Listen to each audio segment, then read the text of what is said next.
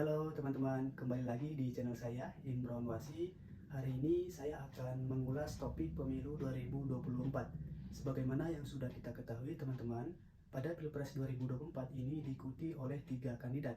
Pasangan nomor urut 1 itu ada Amin, pasangan nomor urut 2 ada Prabowo Gibran, dan pasangan nomor urut 3 ada Ganjar Mahfud. Berdasarkan catatan hasil hitung cepat atau quick count, pasangan nomor urut 2 Prabowo Gibran diprediksi akan melenggang atau akan terpilih menjadi Presiden dan Wakil Presiden Indonesia periode 2024 sampai 2029. Oleh karena itu, kemenangan yang diraih berdasarkan quick count atau hitung cepat ini tentunya tidak bisa dinafikan dari adanya kekuatan yang superior, terutama dukungan yang diberikan oleh Presiden Joko Widodo terhadap pasangan Prabowo Gibran. Karena bagaimanapun teman-teman, ini ada hubungan genealogis antara Pak Jokowi dengan Mas Gibran sebagai putra sulung dari Pak Jokowi. Termasuk juga ada hubungan yang sangat dekat antara Pak Prabowo dan Pak Jokowi, begitu ya. Sehingga ini menjadi kekuatan yang dominan pada kompetisi elektoral 2024 yang sudah dilalui, teman-teman. Oleh karena itu, tentunya sangat banyak sekali faktor determinan yang mempengaruhi kemenangan Prabowo Gibran pada Pilpres kali ini. Nah, tentunya ini tidak mengejutkan bagi publik karena seperti yang banyak muncul di ruang publik, diskursus publik di luar sana, yaitu tadi ada relasi keluarga antara Pak Jokowi dan Mas Gibran, termasuk juga dukungan dari koalisi pengusung maupun pendukung dari Prabowo Gibran. Bagaimanapun, koalisi pengusung maupun pendukung pasangan Prabowo Gibran ini juga diisi oleh koalisi pemerintahan. Di antaranya itu ada Partai Gerindra, kemudian Partai Golkar, Partai Amanat Nasional, dan partai-partai lainnya. Sedangkan untuk nomor urut 1 itu ada Partai PKB, Partai Nasdem, PKS, dan seterusnya. Sedangkan pada pasangan nomor urut 3 ini ada PDIP, P3, dan lain sebagainya. Sehingga ini memunculkan beberapa kongsi politik di antara 3 kandidat yang bertarung pada Pilpres 2024 ini.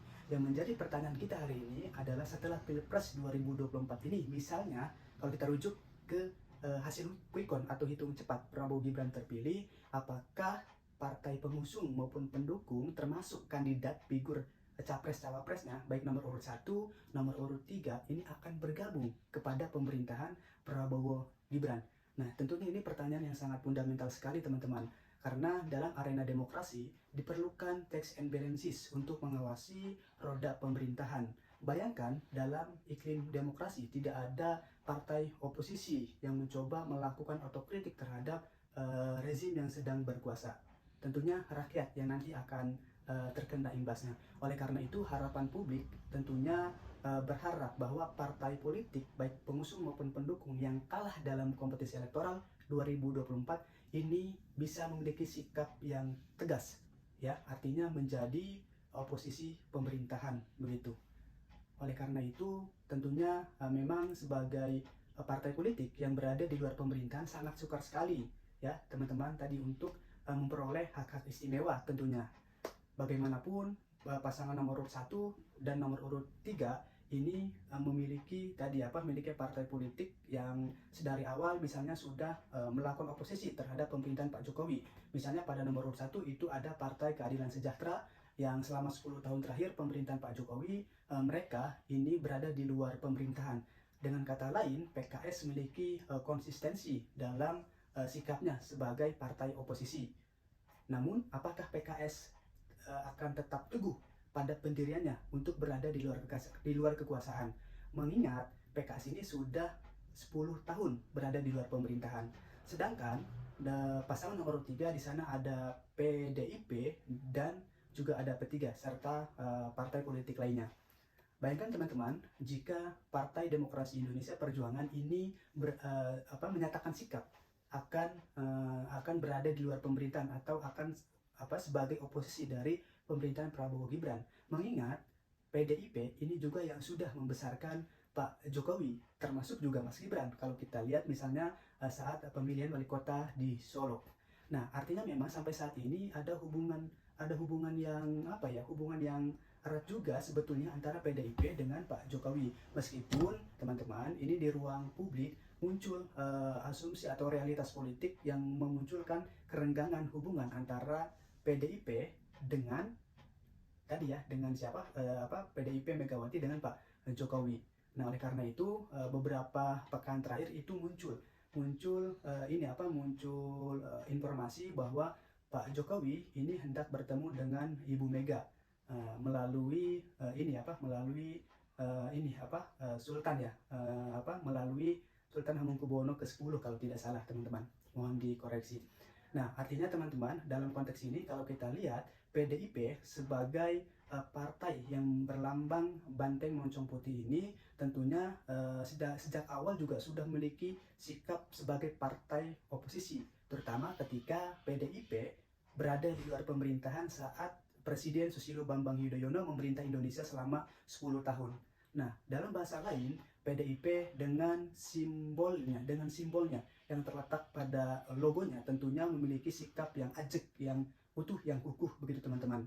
Nah, kendati demikian, meskipun elit partai ini menyatakan akan melakukan oposisi terhadap misalnya pasangan Prabowo Gibran, tentunya ini harus dilakukan secara tertulis teman-teman, seperti yang sudah dilakukan oleh PD Perjuangan pada saat itu ya, pada saat menjadi oposisi pemerintahan SBY.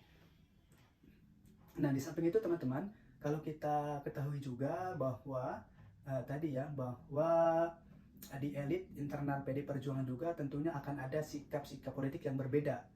Kendati pun keputusan final itu ada di Ketua Umum Ibu Megawati Soekarno Putri, teman-teman. Karena kalau kita lihat hari ini pasangan Prabowo Gibran setelah dideklarasikan berdasarkan hitung cepat itu unggul, mereka dalam pidato menyampaikan akan merangkul semua pihak begitu. Nah, dengan kata lain, Pak Prabowo Gibran ini mencoba untuk melakukan politik akomodatif terhadap partai-partai politik lainnya. Mengingat jika Pak Prabowo dan Mas Gibran ini sekadar menyusun kabinet berdasarkan komposisi koalisi hari ini dengan koalisi Indonesia Maju, itu tentu akan memunculkan otokritik yang sangat tajam di antara partai-partai politik lainnya. Oleh karena itu, sebetulnya itu adalah bahasa komunikasi untuk tadi menjalin koalisi di pemerintahan.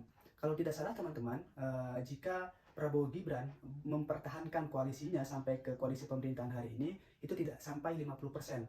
Nah, artinya jika Pak Prabowo Gibran nanti terpilih dan akan menyusun kebijakan-kebijakan tertentu, tentunya akan ada dalam tanda kutip upaya perlawanan di legislatif jika tidak bisa mengakomodasi partai-partai politik lainnya.